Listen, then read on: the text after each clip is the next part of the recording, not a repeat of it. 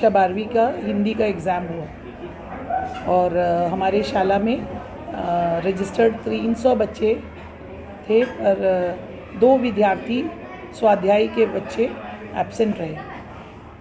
Ma'am, ये जूते चप्पल जो बाहर निकलवाए नहीं, वो पूर्व में कोविड के पहले एक आदेश था कि हम वो निकलवाते थे, पर अभी मुझे पता चला है कि नहीं निकलवाना है।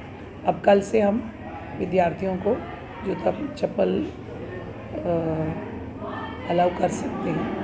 नहीं, माध्यमिक शिक्षा मंडल पहले था आदेश, अभी इस बार के में आदेश में नहीं है, और कोविड के बाद वो शायद, मुझे नहीं पता इस विषय में उतना, पर अगले बार से एग्ज़ाम में मैं जूता चप्पल अगर पहनना चाहें तो विद्यार्थियों को अनुमति दिया जा सकता है।